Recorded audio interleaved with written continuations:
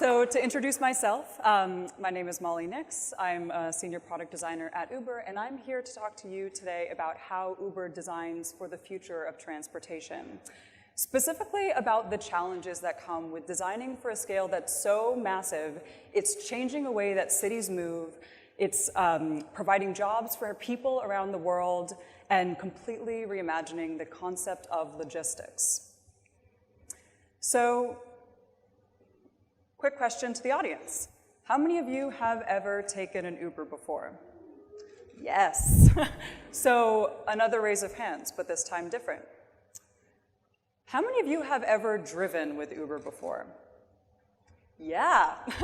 Okay, but it looks like way less of you, dramatically. And up until a year and a half ago, when I started Uber, I was like most of you, where I had limited exposure of what the driver experience was like. But a lot of my work at Uber has been on the driver partner side. And my team's job is to create experiences to facilitate this new type of work that the world has never seen before.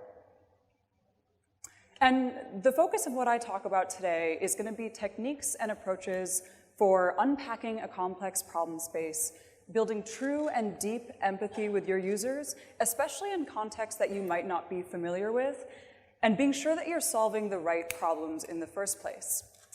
Now, before we get into this, I want to take this chance to introduce myself. Who am I, specifically Uber, and why am I here to talk to you today? So, I mentioned before, I'm Molly. I work on the driver partner experience at Uber, as well as at the Advanced Technologies group. And then, in the spirit of saying one non-work thing about myself as an icebreaker, I also have applied that background in design to one of my personal interests, which is making furniture. And the best way for me to disconnect, because I stare at a screen all day at my job, is to go out and make things with my hands. So throughout my talk, I'm going to be doing a little bit of metaphor making to show how really this type of process and approach can be applied to a broad range of projects and contexts, so that hopefully all of you, regardless of the type of design that you practice, can take away a few lessons learned. So let's get into it. I'm going to talk about 4 key guidelines for what it takes to design at Uber. And all of us in this room as designers can take forward in the work that we do every day. The important thing to note here is that there's not a one-size-fits-all approach to design process, but this is a rough set of principles and guidelines to help drive your process Uber style. So let's start off with that first one, starting small and scaling quickly. Uber started in 2010 as a simple idea: push a button and get a ride. The goal is to make the technology invisible and have a magical experience that transports you from here to there. And Uber began only 6 years ago, and that's what it looked like, as a service for 100 friends in San Francisco to get luxury rides. And before UberX, which is the more economical service that we offer, launched in 2012, taking an Uber meant that you were going somewhere in San Francisco for something more than $30. But already this simple idea introduces the first layer of complexity when designing at Uber. Uber is a two-sided marketplace.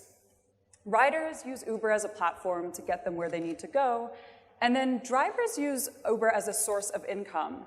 The flexibility of being your own boss, with your own hours on your own terms. And from a product perspective, this already means that you have 2 different experiences to design. In this case, mobile apps, with 2 very different needs and requirements for both. You seem to all mostly know about the rider side, so I'm going to tell you a little bit about the partner app, and it seems like a lot of you are less familiar with that. So the partner app, which is for drivers, enables a driver partner to tell Uber that they're ready to drive, to get new trip requests, to tell them where the rider is, to get them to where the rider's going, and then to do that all over again until they've decided that they're done for the day. And the very first partner app wasn't really anything crazy or complex. So there's a request, and that's where the rider is. That's kind of about it. But with this straightforward system, Uber started to expand dramatically. And in this visualization, you can see a day of trips in New York on 2014 compared to 2015. Even 4 years into Uber being in New York, it continues to grow at a dramatically fast pace. So as rides increased, so did our opportunity to think about how to make Uber a more efficient system as a whole. In this visualization, you can see that by the bright lines that many people are taking the same trip at the same time. So this observation begs the question, how might Uber play a role in reducing congestion in our cities? And then another raise of hands, how many of you have ever taken Uber Pool before? Okay, looks like less of you. I don't think it's here in Santiago, so hopefully soon. Excuse me. In 2014, Uber Pool came on the scene. And Uber Pool makes it easy for people who are going the same place at the same time to share a ride. And it's all about getting more people into fewer cars and making cheaper rides for passengers, and then also longer trips for drivers and less congestion in our cities. So we're dealing with a growing complexity of the product itself and a dramatically increased scope and scale of the problem. But all of this has the need to maintain a simple, clear UI inside the apps that we have for both riders and for driver partners. On the driver partner side specifically, those challenges come with questions like, how might we design an interface that's clear enough for a driver to get around the city in order to know where to go and pick up riders and drop off riders concurrently without ever really looking at the UI? So Uber Pool is expanding our reach in markets that we already operate in, but meanwhile, Uber is rapidly expanding around the globe. So today, actually, Brazil is in Uber's top 5 biggest businesses after the US and India. Sao Paulo is Sao Paulo is number 2. Mexico City is the busiest Uber city in the world. We are in 6 continents and in 72 countries. And in Silicon Valley, at least, designers tend to fall prey to designing with a more technology-forward consumer in mind. Designs tend to emphasize the latest trends or the latest interaction paradigms. And while users of all kinds exist in the US, usability issues are magnified in markets like India, where a lot of our drivers who drive with Uber are given a smartphone when they first start, and this smartphone is the first ever smartphone that they've used.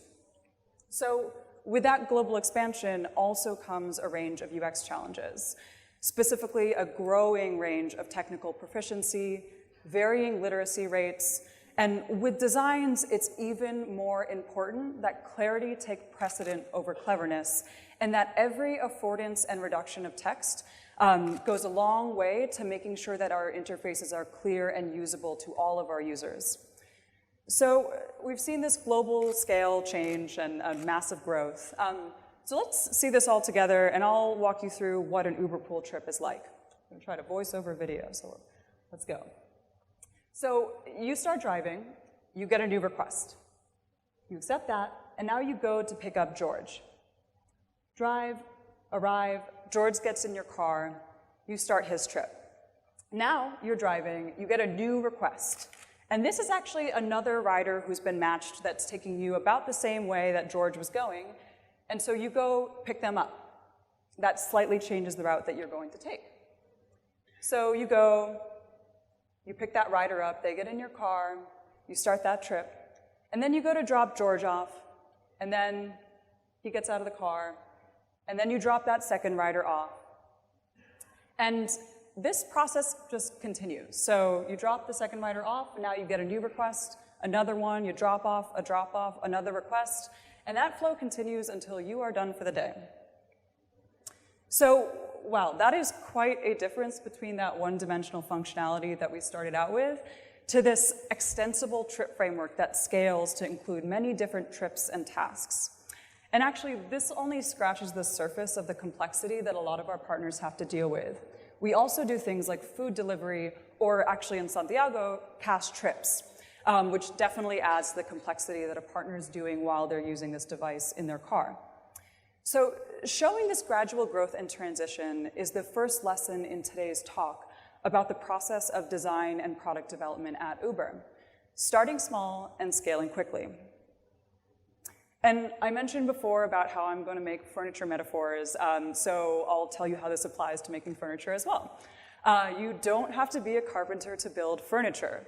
You have to start small and slowly build your skills over time. I am an amateur, novice furniture maker. So as pictured here, my first piece was me going to the beach, picking up a piece of wood and sticking a plant into it, and I called it art. And then I went to a wood shop where I found a scrap wood bin and a really nice piece of walnut. So I sanded that down, put some wood oil on it, and then it was a cutting board. And then making a dining room table was kind of just like a really big cutting board covered in concrete. And so it's all about the theme with me in building furniture is that I don't have a shop, which I see as a design constraint. And my skill set is pretty limited and self-taught. I don't have no formal training. But I try to just keep tackling bigger and bigger projects. So how can you make sure you're moving bigger and bigger in the right direction?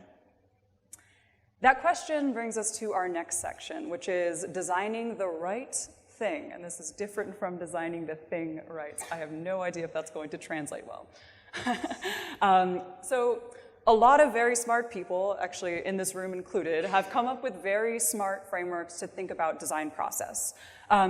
One of the ones that we use at Uber is a technique called double diamond, and I'll explain it a little bit for those who are not familiar with it, but this was developed by the British Design Council. And it can be summarized as 2 diamonds. The first diamond is where you design the right thing, which is this section in this talk. And the second diamond is where the execution stage, and this is where you design the thing right or you create the outcome. And the first important point is that there is no one-size-fits-all approach to design process, as I mentioned before, but it's important for designers to develop a robust problem-solving toolkit for problem identification and problem solving. So back to furniture really quickly for a second. When you start with a blank space, the opportunities are limitless. There's 100 different things you could do and 1,000 questions you should be asking. Who lives here? What is the space used for? Who will be using the space?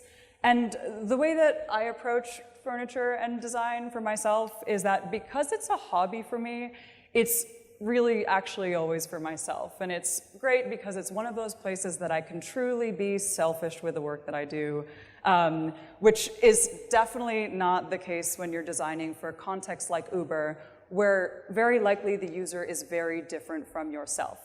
So how do you start to understand who this person is and what they need?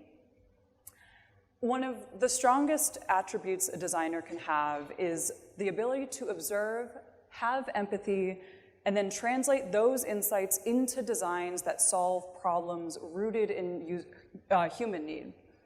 And I'm going to talk about 3 methods that Uber designers and researchers use to gain understanding and empathy, which involve getting into the shoes, the cars, and even sometimes inviting users in to become designers themselves. And the first one is true participation. And this is getting into your user's shoes as much as possible. And this is me. I am actually going out driving, picking up real Uber passengers, and recording my experience for my team so that they can share the insights that I've gained from doing that.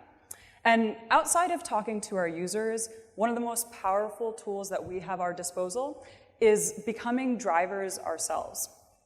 So this is not just me that does that. Designers, PMs, engineers, many different roles at Uber go out and they all drive and they all pick up passengers so they can truly learn what using the product is like firsthand from the driver's perspective. And this allows us to truly build empathy with our driver partners and internalize the pain points and seek opportunities to improve the product.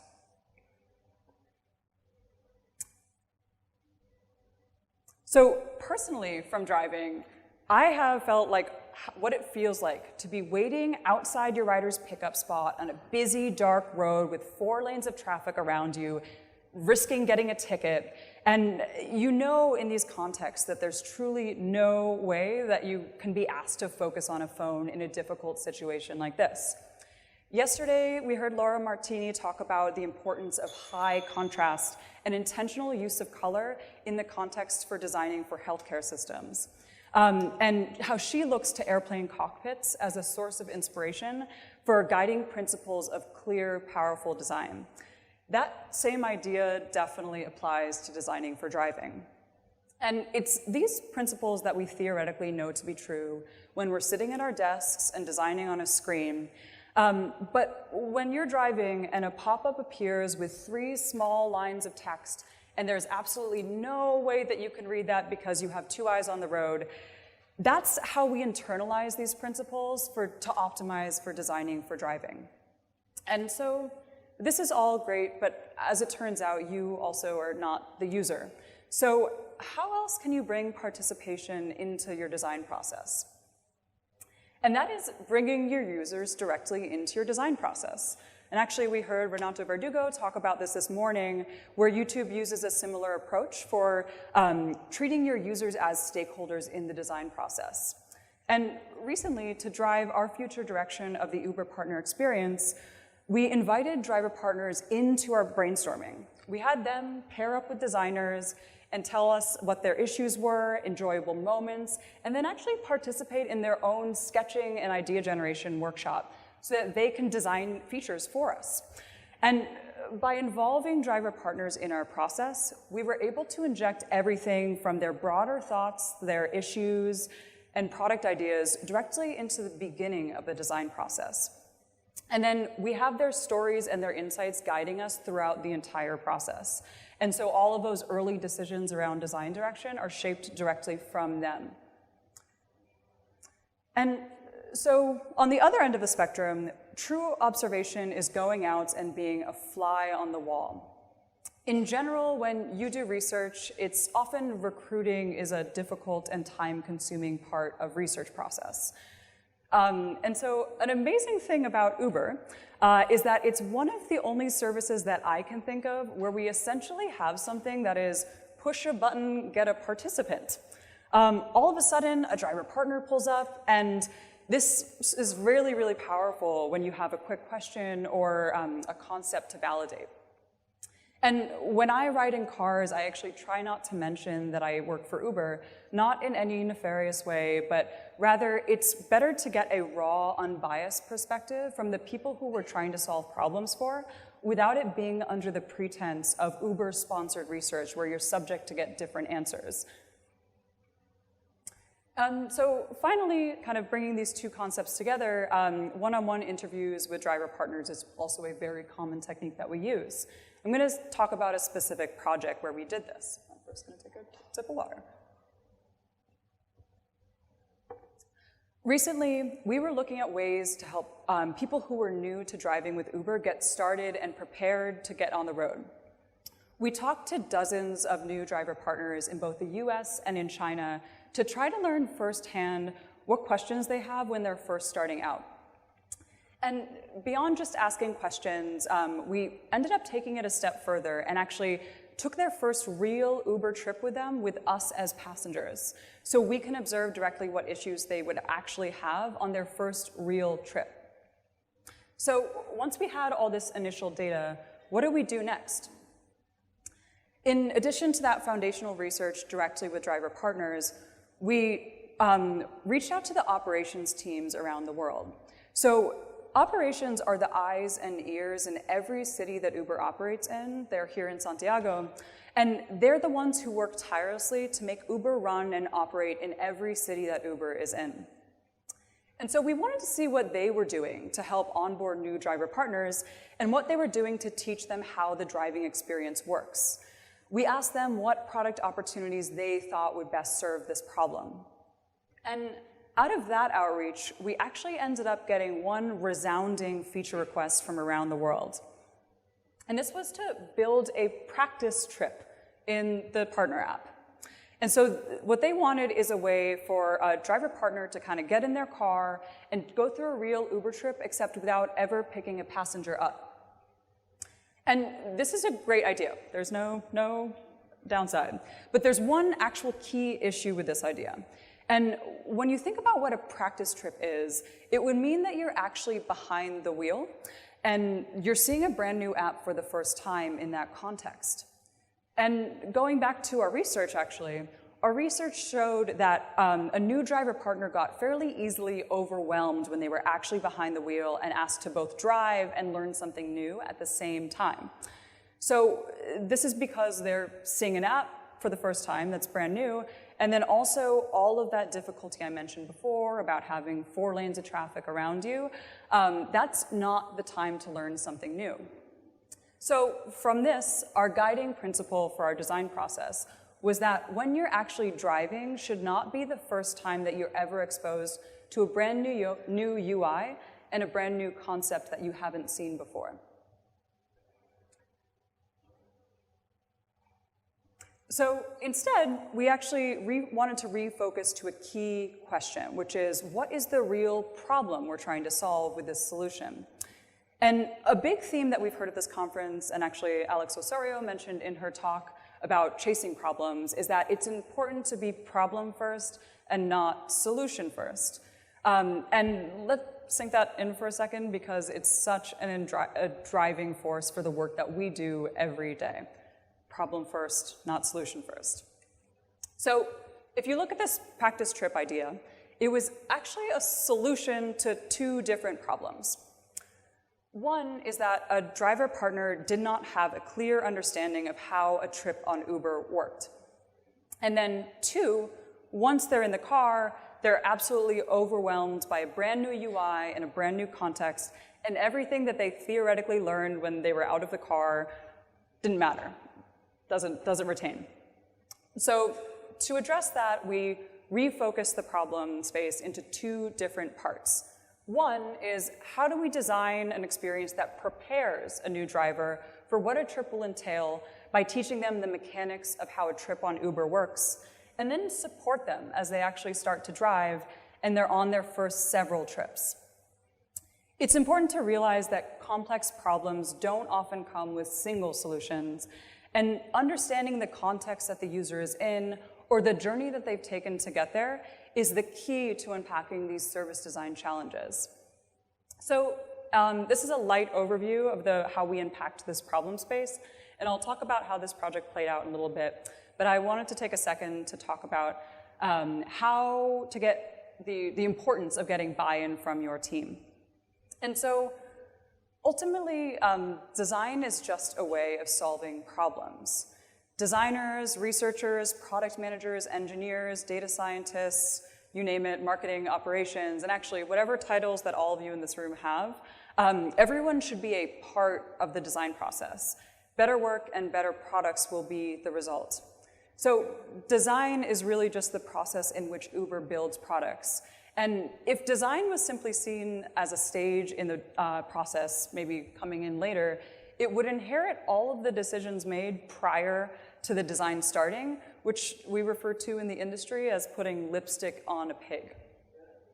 So the best thing that you can do to get this buy-in and empathy from your teammates is actually have them along for the ride, and in this case, quite literally, when a researcher and I brought one of our engineers on our team into the car with us so that he could see what the experience was like firsthand that he was building.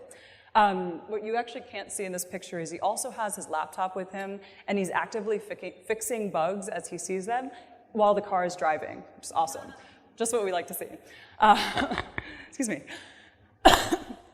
So at Uber, we are lucky to work alongside engineers that care enough about the product that they're building to want to come along to do that. So it means that they care enough to want to learn what the research process is like. And so even when doing things like small-scale usability studies, having roles like engineers or product managers directly observe and maybe asking them to be the note takers of the session ensures that we're building empathy across the organization.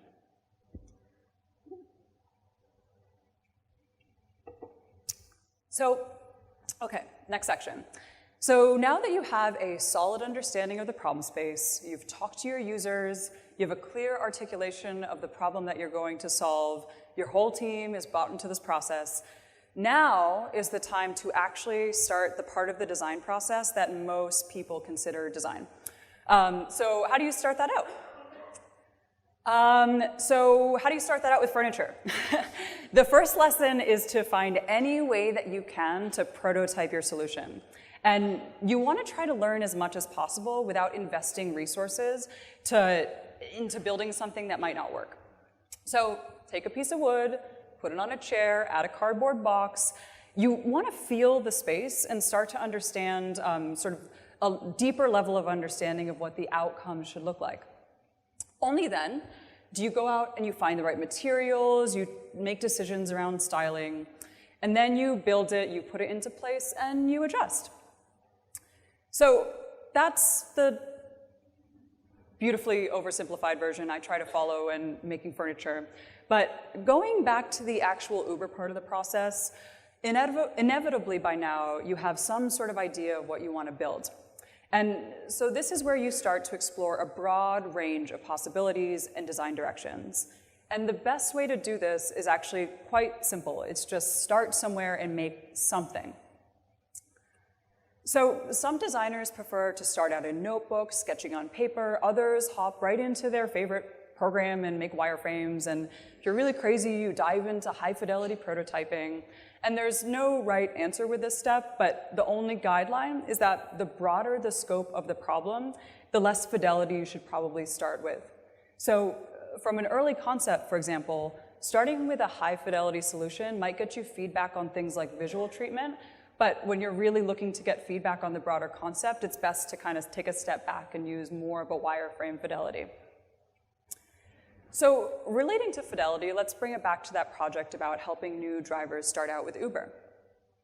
So in this second part, which is about supporting drivers through their first real trip, we want to figure out what information is important to help new drivers when they're actually doing a trip for the first time. And from all that base knowledge about designing for driving, we knew that we had to reduce the amount of complexity on the screen and then keep elements that are important like the map, which is telling the driver where to go.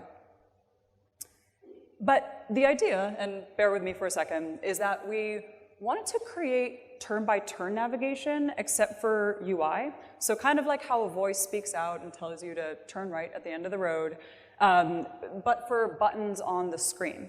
So also in principle, kind of similar to the types of coach marks that you might see on a screen when you first open up an app for the first time that tells you how a button works or how to move forward in a flow.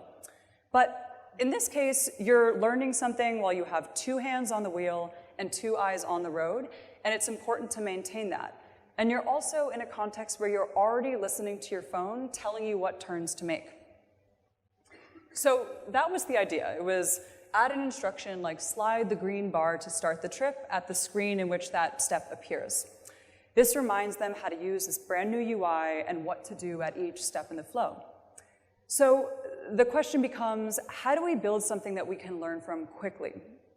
From our evaluation research sessions, we knew we wanted everything to work exactly as a normal trip would, except with this extra added component of voice. So that's where we got a little bit creative in prototyping methods. We used the actual partner app. I sat in the back seat of a car with a laptop, and I read out the instructions that we thought would be good at each step in the trip flow. This is great because it required no real design work. It was literally just improv. So we had this standard list of instructions that we identified based on our initial foundational research. But this format gave us the flexibility if there was a specific moment that a participant was having trouble with, I could improvise and just add in a new line of instruction text and then try to evaluate its performance with that specific driver partner. Then we can use that instruction for all of the kind of following participants that we had in our research studies. So what did we learn from all of this? The faster that you get your ideas in contact with the real world, the faster you can find out what is wrong with them and then improve them. So low fidelity prototyping, even as easy as that Wizard of Oz technique that I just showed you, is the easiest way to get this quick feedback that you're looking for without investing a lot of upfront resources. It's also important to know that sort of prototyping comes in many different shapes and sizes. It's common for designers to think that a prototype means something that you coded up in Framer or you put together in Principle, but really you want something that gets the information that you're needing at the fidelity of question that you want to answer. So it's all about kind of asking what information are you actually looking for with that prototype that you're building. And now I'm going to switch gears a little bit and talk about a different project where we learn key insights later in the process when we were at more of a high fidelity stage. So 1.5 years ago, the driver design team set out to tackle a ground up redesign of the partner app. So far in this talk, I've been talking about the part of the partner experience, what happens when you're in the car, we call on trip. But this project focuses specifically on everything that happens when a driver partner is out of the car, or not on trips. So the goals of this project were to take the app as something with limited functionality, which was essentially going online, taking trips, and inviting friends to Uber, to becoming the one-stop shop for managing your business. And this included a whole new addition and set of functionality, such as checking your earnings or monitoring your feedback from your riders. So we wanted to make sure we were designing information architecture that reflects what's most important to partners and not the organization that we designed within. So through research, we identified the 4 key buckets. The first one is knowing when and where to drive and getting timely information, and this is the Home tab. Then tracking your earnings and finding out about opportunities to earn more, this is the Earnings tab. Then getting feedback from your riders and learning how you can improve, this is the Ratings tab. And then finally managing all of your information, and this is in the Account tab. So our process for arriving on an overall app design and structure after the initial problem framing and foundational research was complete was to start with wireframes, exploring a vast number of possible design directions. And then we conducted weekly iterative usability studies. This one looks like it was conducted in a prison, but over the course of a month, where we would put the latest designs of the prototype, whether it be a piece of paper with a screenshot on it, or a full tap-through interactive prototype. Excuse me. We put each prototype in front of driver partners to get their feedback. And we learned a lot and changed a lot during this process.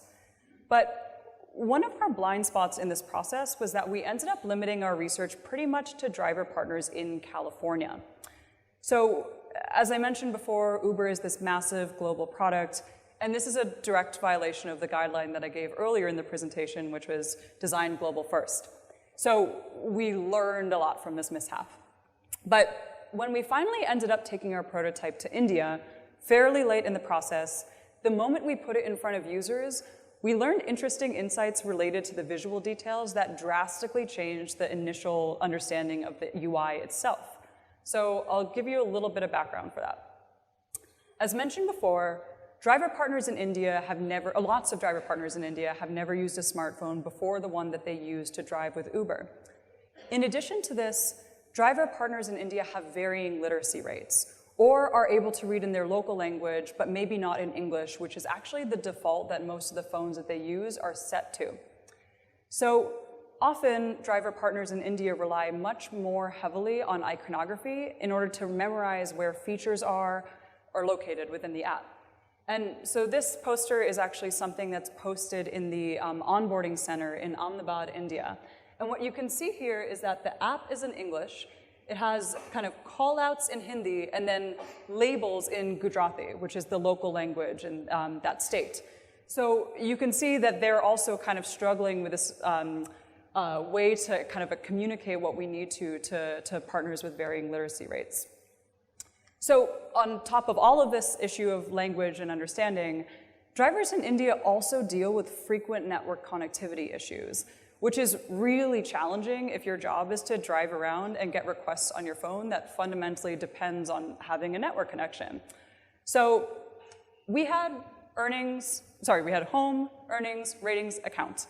And we had the iconography already, so this was helpful because driver partners in India also often are visual, rely on visual cues.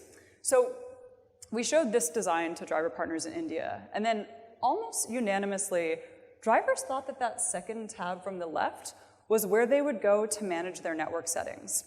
And that seemed really random to us Americans who usually we only lose network connectivity if we're off hiking or in a tunnel. So why did they think this was for network settings? There's two real reasons. One is because network connectivity is top of mind for drivers in that region, and also the icon that we selected looks like the network settings bar. So, and also the second reason is that things like bar charts don't communicate well to drivers in that market. It's not a relatable way to communicate that earnings information because bar charts, you require kind of a math education to understand. So we changed the icon to be a more clear, literal interpretation of money rather than an abstract representation of a bar chart. And this was a case where a really seemingly small detail, like an icon selection, when combined in the context of a low network connectivity environment, ended up having really drastic impact on the clarity of our UI. And it's in moments like this where designing the thing right becomes increasingly important. So this is the part of the talk also where we start to talk about the other part that people think is most of the design process, which is making things move, making things pretty, or my favorite description, making things pop. And this is a very important part of the design process, as this is what sets our products apart. It's your brand, it's the feeling people have when they're using your product. And how does Uber talk about that? So Uber lives by this traditional mantra, useful, usable, desirable, and we end up tacking on one extra element, which is made with love. So this is where delight sits. Don Norman had a TED Talk in 2003 where he talked about sort of the three components of emotion that constitute delight. The first one is visceral, and this is the initial impact of the experience. The second one is behavioral, and this is how the total experience and performance. And then the third one is reflective, and that's how the product makes you feel. And what I love most about this framework is that it adds a weight and a dimension to a part of design that we as designers kind of know and feel, but ultimately it's hard to quantify. And a lot of times the people that we work with every day that are a little bit more maybe skeptical about the value of delight in design, it adds weight to that kind of concern. So what are some of the ways that Uber thinks about delight? Our branding and our videos like this are examples of how we achieve visceral delight in the work that we do through product design and through branding. It's beautiful, it's emotional, it's elevated, it wows you with its movement and its dynamics, and it elevates the feeling of the product itself. And so another quick raise of hands, actually. How many of you have ever experienced Uber ice cream? Cool, okay, less of you. So I wasn't sure if that would be a thing that people knew.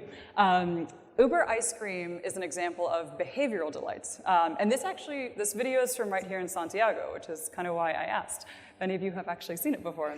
And for those not familiar, this is one day a year when Uber turns into push a button, get ice cream, delivered around the globe. And so beyond the visceral packaging design and the cute decals on the cars, fundamentally, what scenario could be more delightful than pushing a button and having ice cream delivered to your doorstep? So that said, actually, judging by all the jackets in this video, I think we could make it a little bit more delightful if we change the season that it runs in. So then we move on to reflective delight. And this is how the entire product makes you feel. And we like to think of the entire Uber experience as an example of this.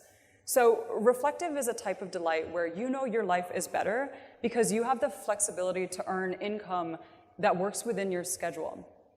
Or the type of delight that you can feel that knowing wherever you go, you have a safe, reliable ride home. And it extends far beyond what we typically think of when we think of delight, but it's perhaps the most important value that we as designers and as product creators can deliver. So now back to our process. I promise this last section is shorter. Once you have your project shipped, it's solving problems, it's delighting users around the globe, and millions of people are using it every day. You're all done, right? You can go home, job complete. No, you have to do it all over again. So in any in-house design team, you also have to be comfortable doing it all over again, even as soon as your design is out the door. So the way that you learn is never being afraid to go back to design the right thing stage, which is where you take what you just launched and then question all of the initial assumptions that you made at the beginning of that process. Because likely the world has changed in the time that it took you to build that thing in the first place. So in the world we operate in, the design you make today will likely not be here in a year from now, and almost certainly will not be here 5 years from now. So despite launching a brand new partner app last year, we already are thinking about ways to tear it all down and improve it once again, given all the insights that we've gained in the last year. And the beauty of working in a context where you have full control over the design outcome is that you can go back and reassess and reevaluate all the decisions that you made prior. And this is actually one of my favorite things about working on an in-house design team versus an agency, because it allows you to have full control of the product after you've delivered it. So one more example of furniture, or in this case ceramics. There are projects which you will not always get right the first time. So the one on the left is the first cup that I ever made. I did not mean for it to look that way. The colors are wrong, the shape is lopsided. But you do it over again, the next one's a little bit closer, still some issues, and then finally that third attempt probably gets you a little bit closer to what you were going for. And so all of these cups are serving their needs, they're holding coffee, but ultimately we wanted to look at sort of the entire cup journey of all aspects of delight. So kind of to wrap this up, when Uber thinks of terms like service design, the best service transcends the whole journey, which is digital to physical and not just that destination. Uber has this exciting mission to transform transportation, and in ways that are uniquely beneficial to individual cities. And we look to all aspects of the Uber experience for opportunities to iterate and improve upon our experience as a whole. So the Uber experience does consider this whole, which is human to human, human to computer, and human to city. And so kind of to summarize, design is this process of framing work that allows you to come into different situations and make it successful each time. I hope the several examples I have given have illustrated sort of how the beauty of design is that there's no right answer, and knowing which methodologies and techniques to use is often a design project in itself. So starting small, establishing true and deep empathy with your users, identifying problems, tirelessly searching for a solution, all of this behind the scenes stuff comes together so that you can deliver a simple human experience for your customer and allow us to help people spend their time in more meaningful ways. And that's it. Thank you.